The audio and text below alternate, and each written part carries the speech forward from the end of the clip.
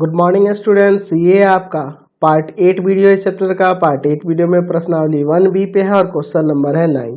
कह रहा है बिंदुओं 2, और -2, 2 को मिलाने वाली रेखाखंड के मध्य बिंदु का निर्देशांक ज्ञात कीजिए। तो यहाँ मान लेते हैं, माना बिंदुओं बिंदुओं P 2, -2 और Q और Q और Q -2, 2 को मिलाने वाली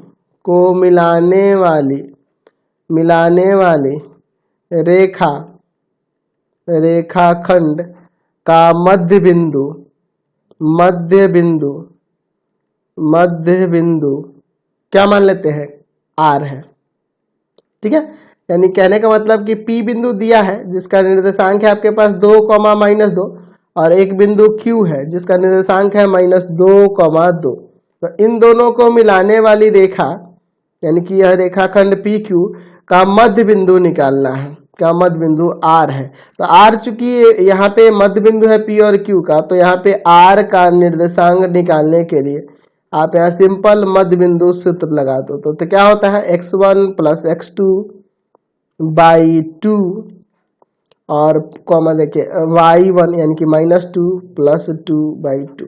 मतलब कि इसके x नियामक में इसके x नियामक को जोड़ के 2 से भाग करेंगे, इसके y नियामक में y नियामक में जोड़ से 2 से भाग करेंगे। तो यहाँ घटेगा 0, 0/2 और यहाँ भी 0/2, यानी कि 0, 0 वह बिंदु आ गया। समझ गए? चलते अगले क्वेश्चन पे। अगला क्वेश्चन देखो 10 नंबर। कह रहा है बिंदुओं 6, 8 और 2, 4 को मिलाने वाली रेखाखंड के मध्य बिंदु की दूरी बिंदु 1, 2 से क्या होगी?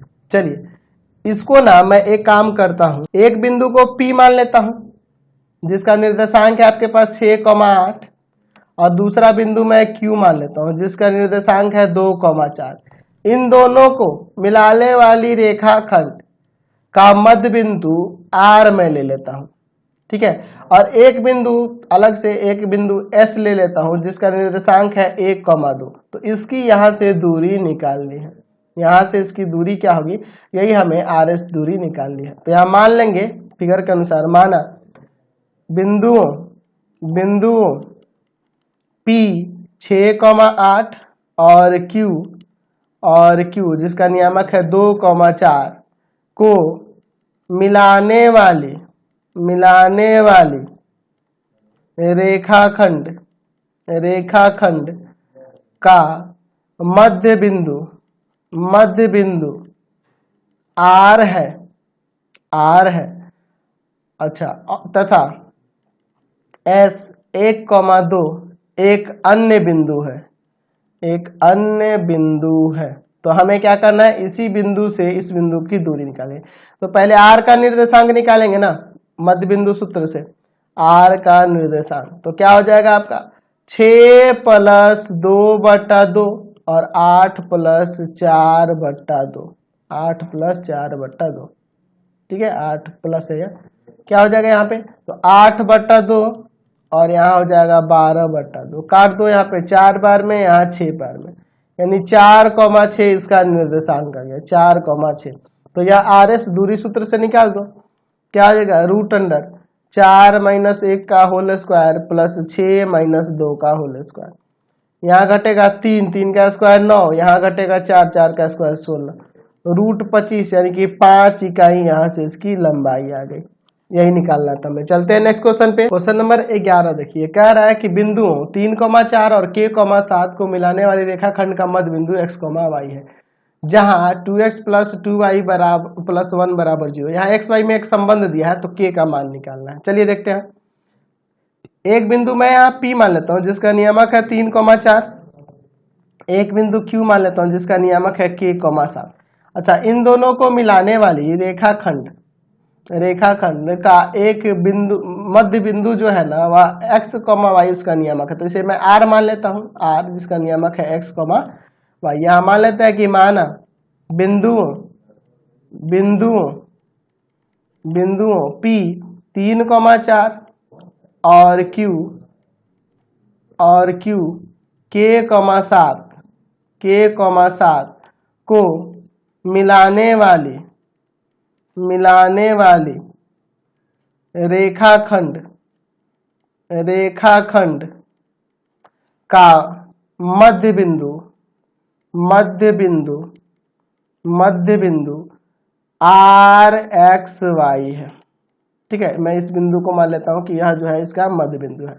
तो इसके अकॉर्डिंग क्या हो जाएगा, एक्स वाई के बराबर में हो जाएगा आपका 3+k/2 और 4+7/2, यानी x, y बराबर हम लोग लिख सकते हैं 3+k/2 और प्लस में 7 4 11 हो जाएगा 11/2। चूंकि आपके पास एक समीकरण दिया है 2x + 2y + 1 बराबर में 0, एक्स वाई में संबंध दिया है, तो एक्स वाई का यहाँ वैल्यू रख देता हूँ। तो एक्स का वैल्यू यह है, वाई का वैल्यू यह है, तो 2 × x की जगह रख देंगे 3+k/2 और +2 गुना y की जगह पे क्या होगा 11/2 और +1 बराबर 0।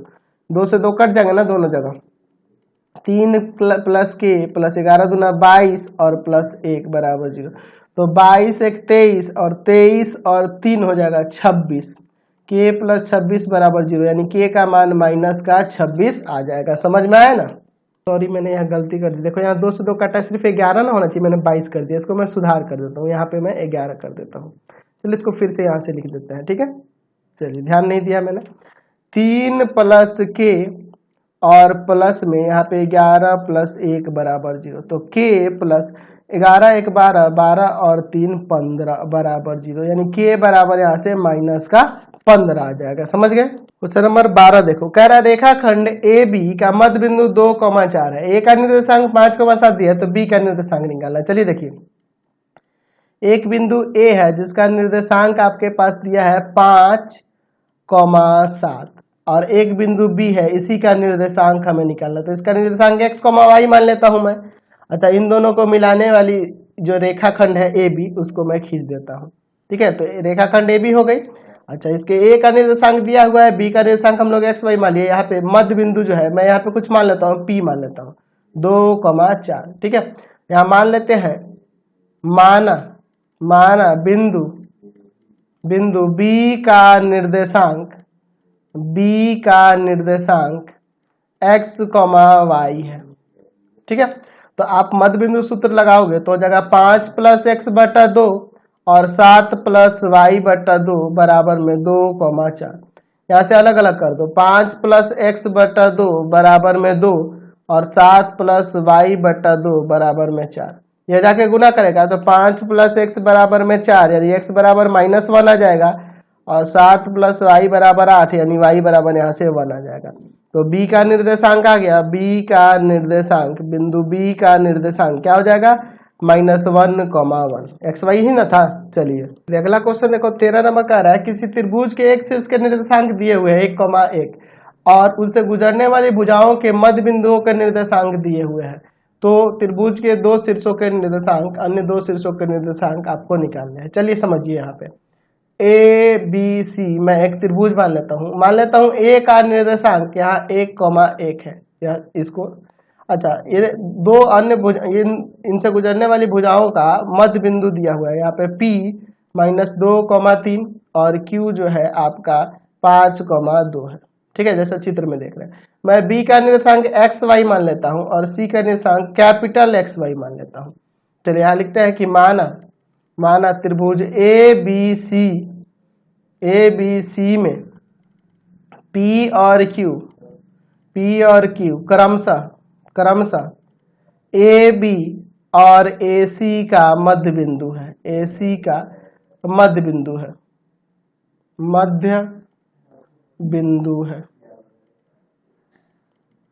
ठीक है, मध्य बिंदु है। अच्छा, और माना बी का निर्देशांक XY है और C का निर्देशांक कैपिटल XY मान लिया। ठीक है, चलिए दोनों में फर्क है। चलिए अब देखो, तो आप यहाँ पे मध्य बिंदु सूत्र लगाओगे तो P, इस पे रेखाखंड AB पे देख रहे हैं कि P AB का मध्य बिंदु है ना जी। तो इसके अनुसार यहाँ पे देख सकते हैं हम लोग 1 + x/2 और 1 प्लस वाई बटा 2 बराबर में -2, 3, ये वाला कर देंगे बराबर में। अब यहाँ सॉल्व करता हूँ। 1 प्लस एक्स बटा 2 बराबर में -2 और 1 प्लस वाई बटा 2 बराबर में 3, ये इसमें गुना करेगा तो 1 प्लस एक्स बराबर -4, यानी यहाँ से x बराबर -5 आ जाएगा और 1 प्लस वाई बराबर 6 और y बराबर यहाँ से 5 आ जाएगा। ठीक है, तो b का निर्देशांक निकल गया। बिंदु b का निर्देशांक जो हुआ, शीर्ष b का जो निर्देशांक हो गया -5, 5 आ गया। उसी तरह से मैं दूसरे वाले के लिए देखता हूँ। तो यहाँ जो आपका q है AC का मध्य बिंदु है ना जी, AC का मध्य बिंदु है, तो मैं यहाँ लिख सकता हूँ कि चूंकि q AC का मध्य बिंदु है, मध्य बिंदु है, तो इसके अनुसार हम लोग यहाँ पे दिखा सकते हैं, क्या दिखा सकते हैं, तो हो जाएगा आपका 1 प्लस एक्स बटा 2 और 1 प्लस वाई बटा 2 बराबर में 5, 2। अलग अलग करते हैं। 1 प्लस एक्स बटा 2 बराबर 5 और 1 प्लस वाई बटा 2 बराबर 2। यहाँ हो जाएगा, उधर जाके गुना करेगा तो 1 प्लस एक्स बराबर 10, यानी एक्स का मान यहाँ से 9 आ जाएगा और यहाँ 1 प्लस वाई बराबर 4, यानी वाई का मान यहाँ से 3 आ जाएगा। तो यहाँ एक्स वाई आ गया, तो यहाँ से सी का निर्देशांक निकल गया। सी का निर्देशांक, बिंदु सी का निर्देशांक जो हुआ 9,3 आ गया। समझ गए? तो दोनों अन्य शीर्षों के निर्देशांक आ गए आपके। क्वेश्चन नंबर 14 देखो, कह रहा है किसी त्रिभुज के भुजाओं के मध्य बिंदुओं के निर्देशांक ये तीनों दिए हुए हैं, तो त्रिभुज के शीर्षों के निर्देशांक निकालने। बहुत ही अच्छा क्वेश्चन है, चलिए इसको देखते हैं। मैं यहाँ पे एक त्रिभुज बना लेता हूँ, इसका नाम मैं यहाँ पर ABC देता हूँ। अच्छा, इनके भुजाओं के मध्य बिंदु यहाँ पे लेना होगा ना P, Q और R। ठीक है, चलिए तो यहाँ पे आपका हो जाएगा, आपका P का निर्देशांक 1,1, Q का निर्देशांक 2,-3, अच्छा, और R का निर्देशांक होगा 3,4। ठीक है, मैं यहाँ पे लिख लेता हूँ, माना त्रिभुज ABC में P, Q और R, P, Q और R क्रमशः AB, BC और AC का मध्य बिंदु है। ठीक है, चलिए P, Q, R जो क्या है, A, B और C का मध्य बिंदु है। A, B और BC और AC का मध्य बिंदु है। ठीक है, इनके भुजाओं का मध्य बिंदु है। ठीक है, अब देखिए यहाँ समझिए, चूंकि यह मध्य बिंदु है तो अब यहाँ पे थोड़ा इनके निर्देशांकों को मान लेते हैं। माना त्रिभुज ABC के शीर्षों के निर्देशांक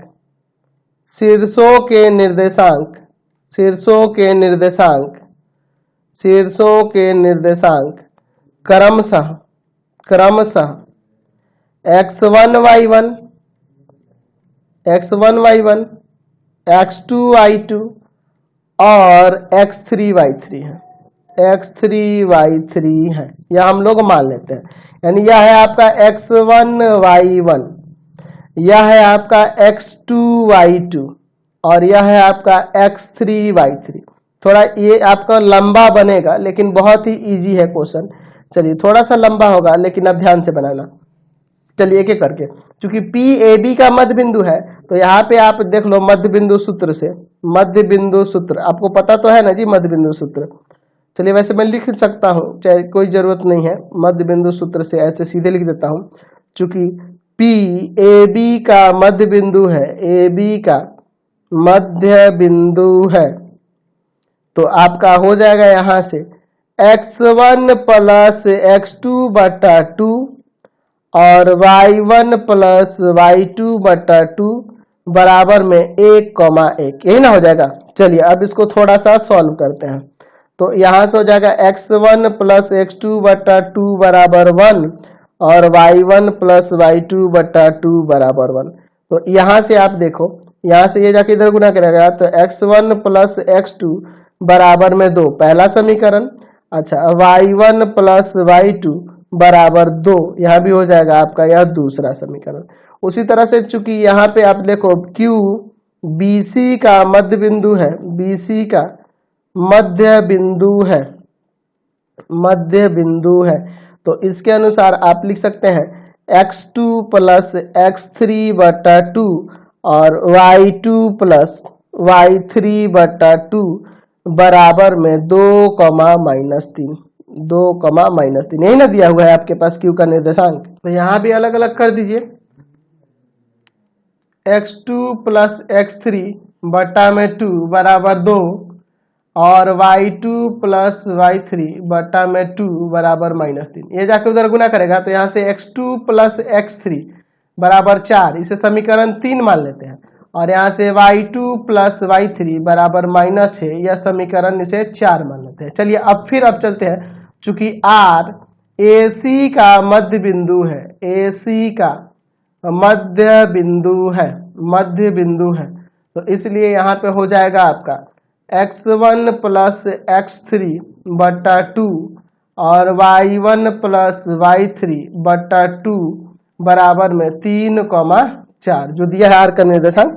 अलग अलग करो, x1 प्लस x3 बटा 2 और बराबर में हो जाएगा x1 प्लस x3 बटा 2 बराबर में 3 और y1 प्लस y3 बटा 2 बराबर में 4। यहाँ से सॉल्व करेंगे तो यहाँ आ जाएगा x1 प्लस x3 बराबर 6, यह समीकरण 5 और y1 प्लस y3 बराबर में 8, यह समीकरण 6। तो इन 6 समीकरण को मैं एक साथ कर लेता हूं, फिर उसके बाद आपको दिखाता हूं कैसे आगे सॉल्व करेंगे। चलिए अब देखो यहां से इनको सॉल्व करके मैं दिखाता हूं। समीकरण 1, 3 और 5 में ध्यान दीजिए, मैं समीकरण 1 और 3 को जोड़कर और उसमें से समीकरण 5 घटा लेता हूं। समीकरण 1 तथा 3 को जोड़ने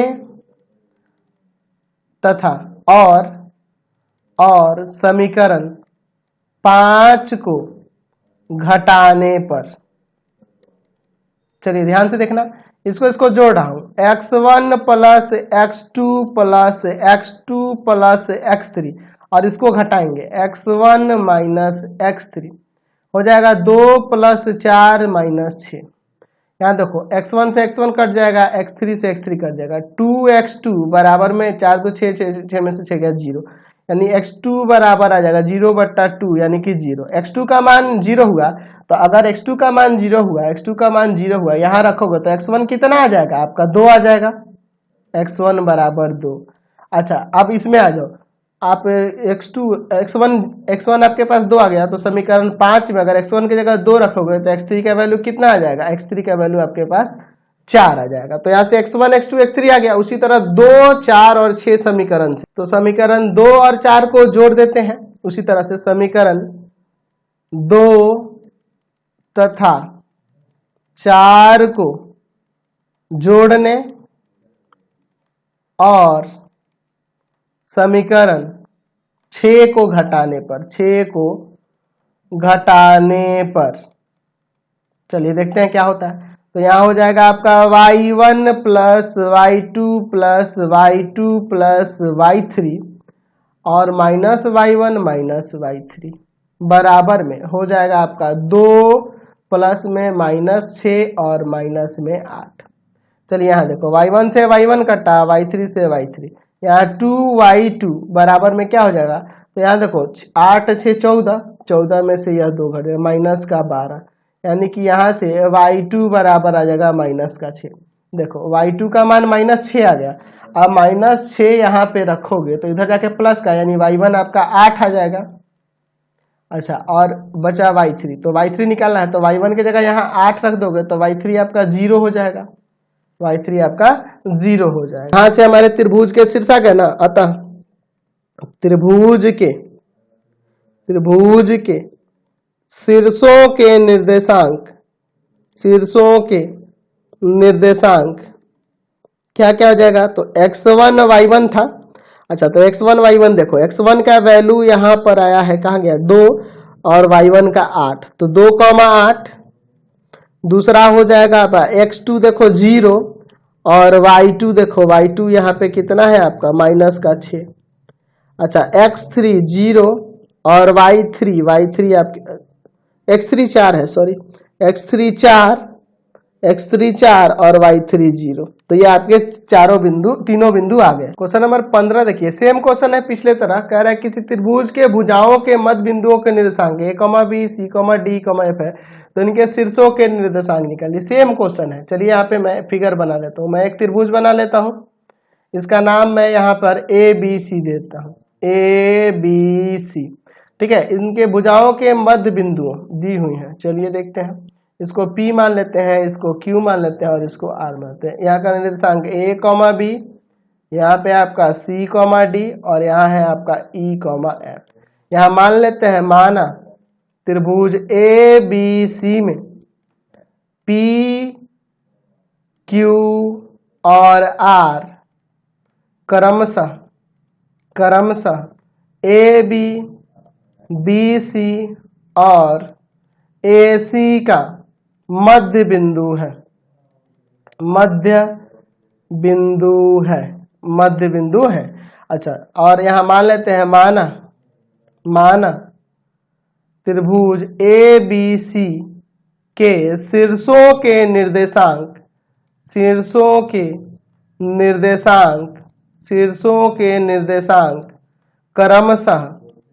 क्रमशः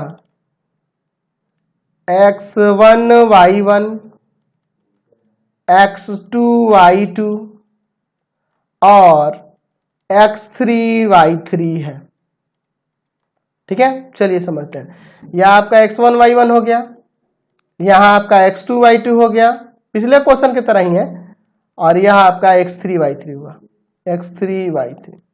चलिए यहाँ भी सेम वही मध्य बिंदु सूत्र लगेगा। चूंकि P AB का मध्य बिंदु है, AB का मध्य बिंदु है, तो आपका हो जाएगा x1 प्लस x2 बटा 2 y1 प्लस y2 बटा 2 बराबर में a, b।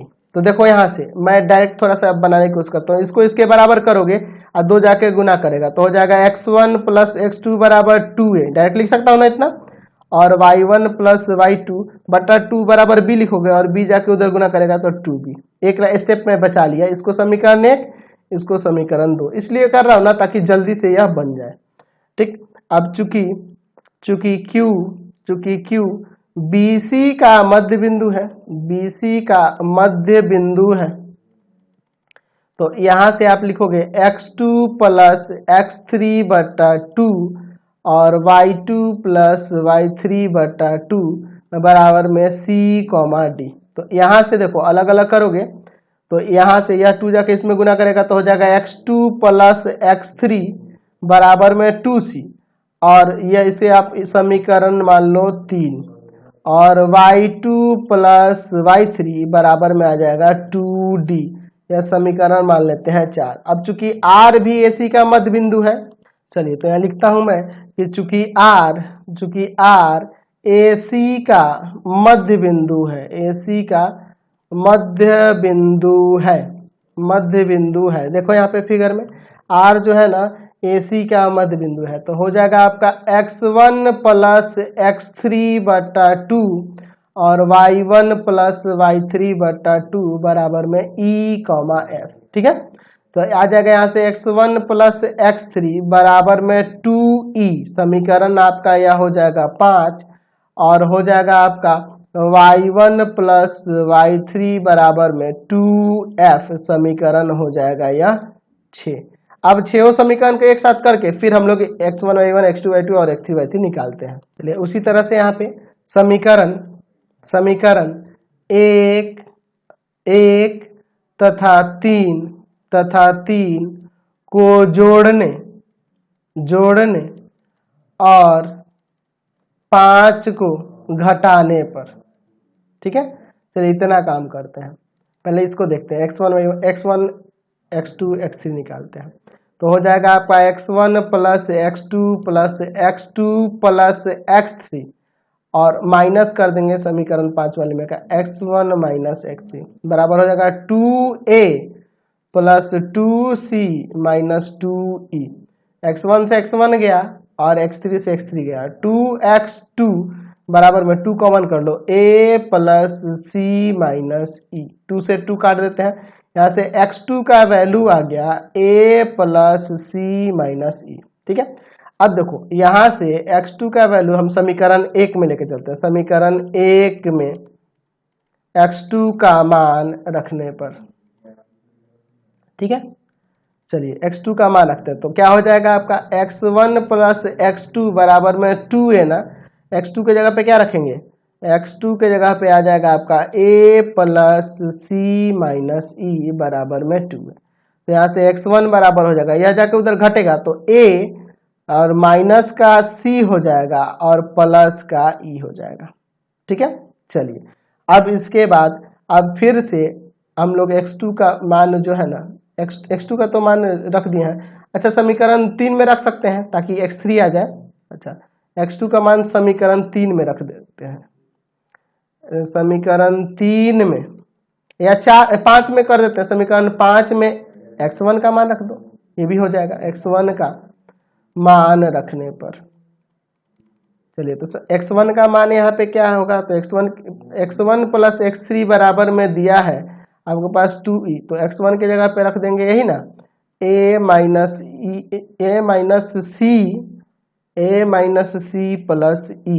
ठीक है, और प्लस x3 बराबर में 2e। तो यहाँ से आपका x3 का वैल्यू आ जाएगा, क्या आ जाएगा जी, तो यहाँ e आके घटेगा तो यहाँ पे प्लस का e हो जाएगा, तो आ जाएगा a प्लस का है तो इधर आके माइनस का हो जाएगा। तो एक काम करते हैं, यहाँ पे पहले e ही ले लेते हैं, e और माइनस का जो c था इधर आके प्लस का c और प्लस का a था जो इधर आके माइनस का है।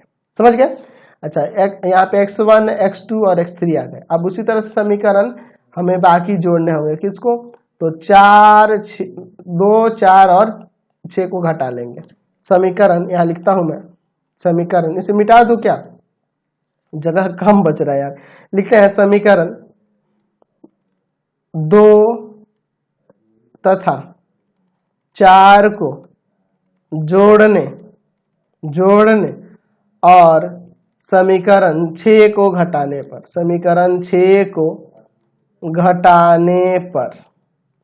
ठीक है, चलिए तो क्या हो जाएगा, समीकरण 2 और 4 यहाँ पे रहने चाहिए थे ना। चलिए यहाँ पे मैंने ले लिया। अब इनको आसानी से देखो, y1 प्लस में y2 और plus y2 plus y3 minus y1 minus y3 बराबर में 2b plus 2d minus 2f, यही ना होगा जी। तो यहाँ y1 से y1 कटा, y3 से y3 कटा, 2y2 हो जाएगा। 2y2 बराबर में 2 कॉमन कर लो, b plus D minus F, 2 से 2 यहाँ कट जाएगा। अब y2 बराबर b plus D minus F. तो y2 का मान समीकरण 1 में रख दें। 1 में रखने पर समीकरण 1 क्या है, y1 प्लस y2 बराबर 2b, y1 प्लस y2 बराबर में 2b। तो y2 का वैल्यू रख रहे हैं, तो y1 प्लस क्या हो जाएगा, b प्लस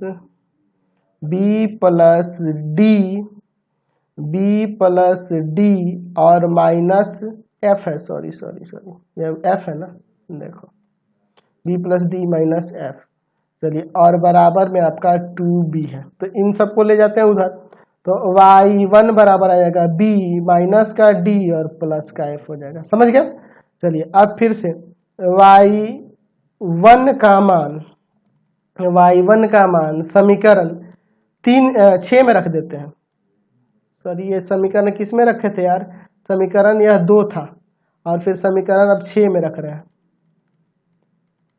ठीक है, थोड़ा लंबा है यार, लेंदी क्वेश्चन है कुछ नहीं, पिछले क्वेश्चन की तरह ही है। y1 प्लस y3 बराबर 2f, y1 का वैल्यू रखना है, तो b minus D plus f plus y3 बराबर में 2f। तो यहाँ से y3 बराबर हो जाएगा f, ठीक है, ये आके घटेगा ना, f प्लस का d और माइनस का b। तो यहाँ से हमने सबके शीर्षों के निर्देशांक निकाल दिए। तो यहाँ पे हो जाएगा त्रिभुज, अतः त्रिभुज के शीर्षों के निर्देशांक, चलिए उसको मैं सीधा कर लेता हूं। जो उल्टा लिखा हूं ना ऐसे, उसको सबको सीधा कर करके मैं लिख लेता हूं। अच्छा क्या क्या हो जाएगा, तो एक था आपका, मैं यहाँ पे ऊपर अगर देखूं, क्या देखूं यार, मैं लिख ही देता हूँ, एक जगह करके मैं लिख देता हूँ यहाँ पे, ठीक है, आप लोग मिला लेना, C plus E minus A और F plus D minus B, एक हो जाएगा यहाँ। दूसरा हो जाएगा आपका A plus E minus C F plus B minus D. अच्छा एक और हो जाएगा यहाँ पे, और एक और है उसको भी मैं लिख ही देता हूँ, बहुत लेंदी हो गया यार, ए प्लस सी माइनस ई और b plus D minus f. मैंने सबको सजा के लिख दिया। इस वीडियो को यहीं पे एंड करते हैं। प्लीज आप लोग चैनल को सब्सक्राइब करेंगे, वीडियो को लाइक शेयर करेंगे। इससे रिलेटेड वीडियो देखने के लिए सीधे डिस्क्रिप्शन में जाएंगे, आपको पूरे बुक का लिंक मिलेगा, एनसीईआरटी, भारती भवन, केसी सिन्हा, सबका लिंक मिलेगा। Thanks for watching the video.